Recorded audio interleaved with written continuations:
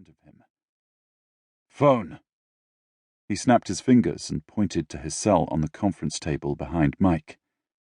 "Get me a phone!" It's too late for me. I will die."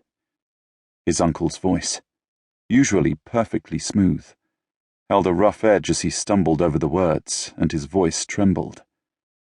He stared straight ahead, probably into a camera, in a way that looked like he was talking directly to Josiah through the monitor. "No matter what action you take, that will happen." Mike froze as he handed over the cell. Sweet Jesus! Through the haze falling over Josiah, he realized the clipped words coming through the monitor speakers weren't delivered in his uncle's normal style. That likely meant he read from a script or something similar. No question someone wanted to deliver a haunting message and decided to use an old man to do it. "He says you caused this." His uncle's gaze darted up and to the right as he spoke, as if he were taking direction from someone in the room. Josiah hit a few buttons and dialed to get through to his uncle's house. A beeping sound greeted him, so he tried again, desperate to hear the familiar voice. "Anything?" Mike's gaze did not waver from the screen as he slipped his phone out of his back pocket. No. He was going to fucking fail again. Josiah could feel it. Be so close, but not on time. His heartbeat thundered in his chest.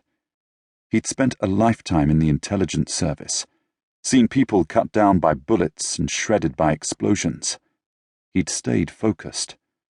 Now, his mind took off on a wild rush, and he fought to wrestle it back under control.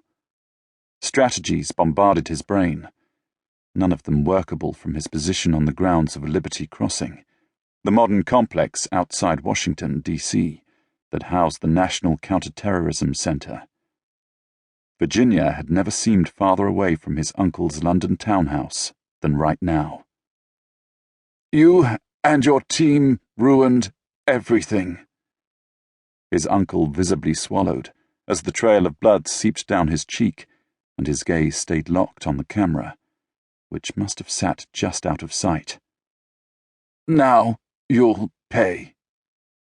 He's being told what to say, but seems to know he's talking to you.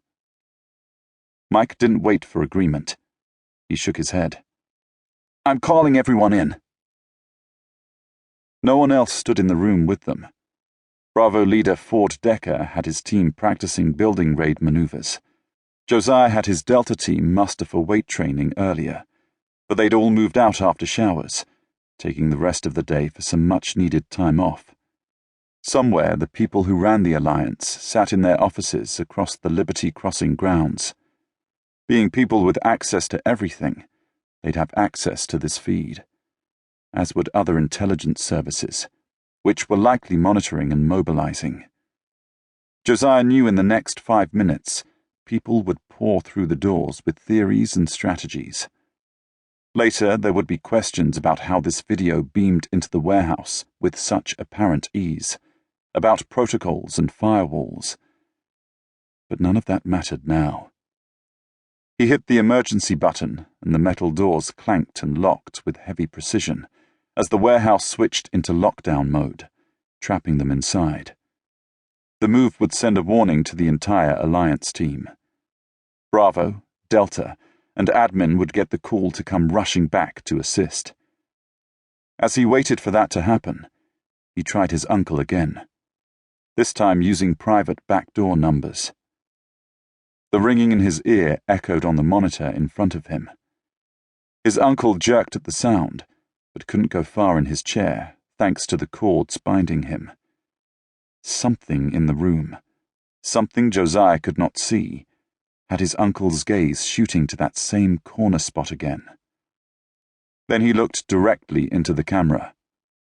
"You can't stop this, Josiah. Please don't try."